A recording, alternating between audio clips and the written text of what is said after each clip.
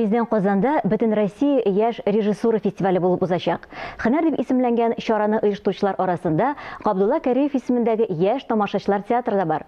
Фестивальгә әзерлек турында без бүген студиябызның кунагы Кәриев исемендәге театр директоры Гүзәл Сәгыйтова белән сөйләшербез.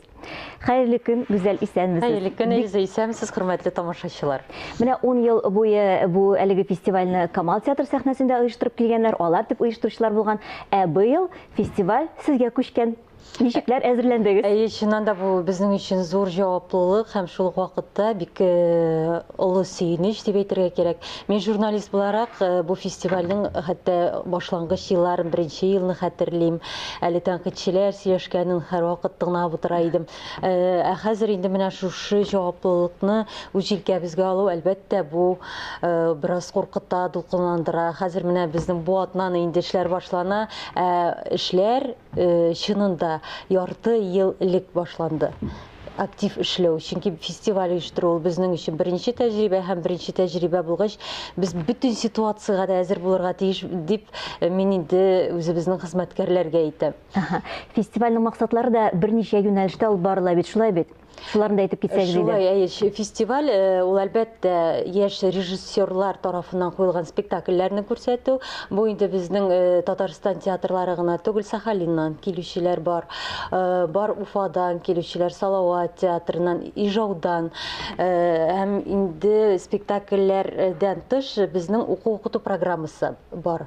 Монда безнең шулай зур куаныч, Кама Гинкас кебек зур шәхесне без чакыра алдык, дәрәҗәле шәхесне. Һәм инде аның белән очрашуларга менә 8 тамашачылар да килсә иде.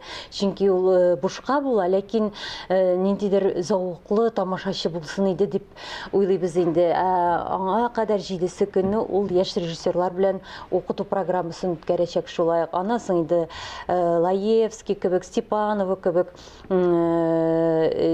Игламов һәм инде безнең шулай билгеле хәзер Татарстанда бик еш булучы Владислава Куприна, аларның лекциялары да шулай булачак.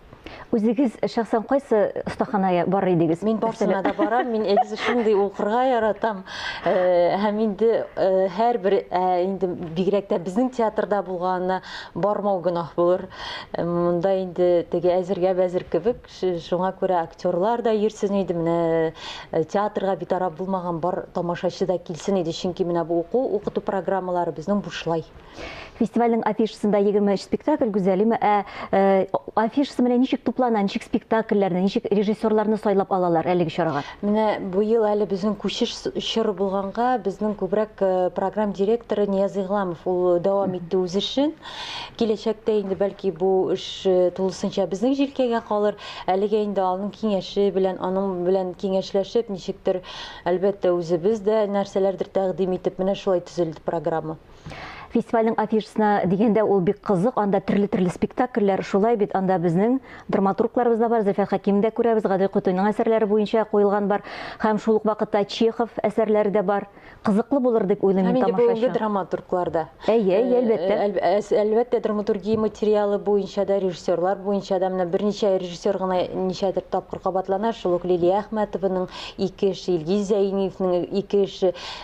Монда режиссерлардан күрсәтүдән бигрәк әсәрләрендә күрсәтәсе килә. Безнең спектакль, безнең театрның мәсәлән 3 спектакль катнашачак. Бу «Пушистая мечта» дибез инде без аны, «Сәлам Актапи» дип атадык. Александр Лавянников шулай ук яшь режиссер куйды. Катя Корабельник, «Юмор баш», тапшырылмаган хатлар, Илгиз Зәйниевның, менә алар барсы да безнең шулай катнаша. Теге үзебездә булганга түгел, үзебезнең мәйданга түгел, чыннан да кызыклы нинди формалар, кызыклы ниндидер сүз, яңача сүз булганга.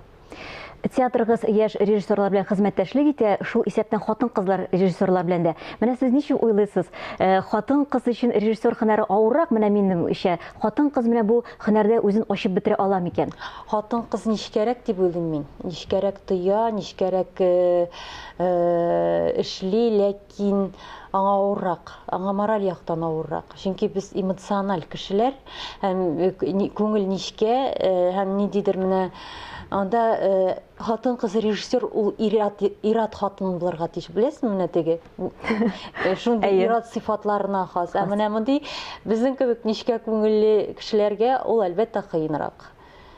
Булай эш дәрәҗәсенә килгәндә, ысулларына килгәндә ирләрдән ким түгел хатын-кыз. Ул иҗатта да шулай, шагыйрьләрне күрәсез бүген, хатын-кыз шагыйрьләр нинди көчле булып татар поэзиясына килделәр. Алар киресенчә уздырып та киттеләр дип саныйм мин бүгенге көндә.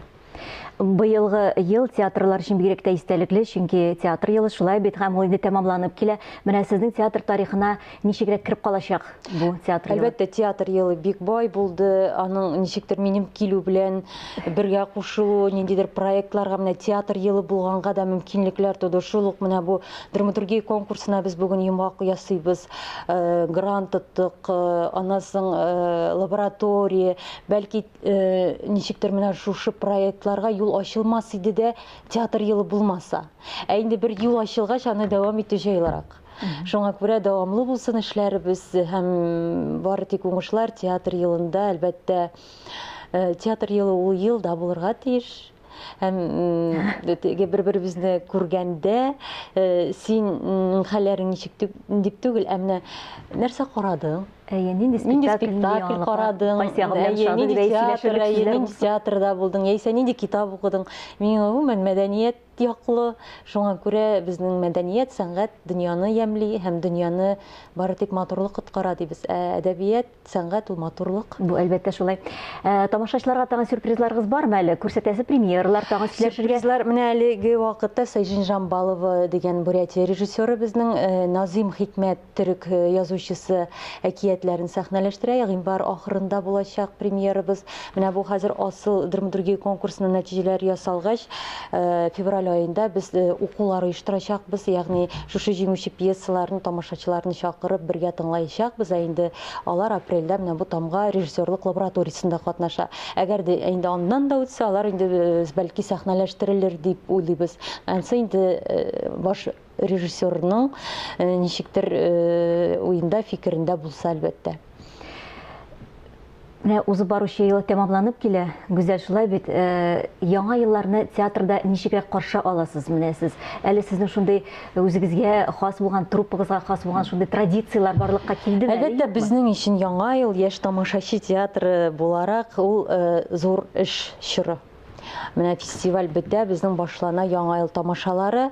Монда инде Чыршы янында тамаша булачак һәм инде быелгы бик зур премьера Питер Пен спектаклен тәкъдим итәчәкбез бүләк буларак. Ягъни менә шундый икеләтә бүләк ясыйбыз без һәм ул 25-е башлана һәм гыйнварның 6-сына кадәр. Шуңа балалар, әти-әниләр килегез, инде гыйнвар ахырына безнең өлкәннәргә, ягъни балаларның әти-әниләренә дә кичке спектакльләр куелды. Гүзәл, әле минем белүемчә, сезнең театр соңгы вакытта үзенең гимнында булдырылган. Моның тарихы ничек булды? Әйе, җыр, беләсезме ничек, былтыр үтеп китте юбилей. Бу ел ниндидер бушлык барлыкка килгән кебек, сезон ачылганда җәй көн эшкә чыктык, кемдер инде ял итмәде.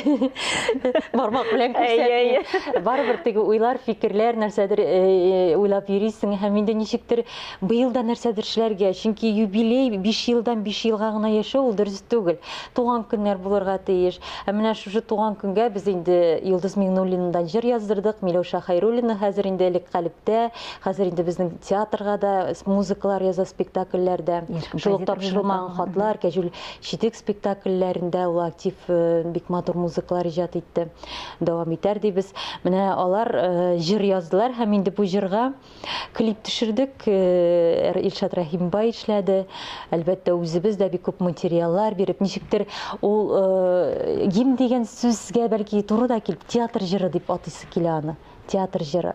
Матур, шундый рухландыргыч булып чыкты кебек. Ул язма бездә бар, Гүзәл. Без сезнең белән саубуллашабыз, сезгә уңышлар телибез. Шул кадәр матур эшлисез. Эшегез дәвамлы булсын, тамашачы аерылмасын сездән. Инде безнең телевизор караучыларга сезнең театр җырын тәкъдим итәбез. Әйдәгез, бергәләп карап китик.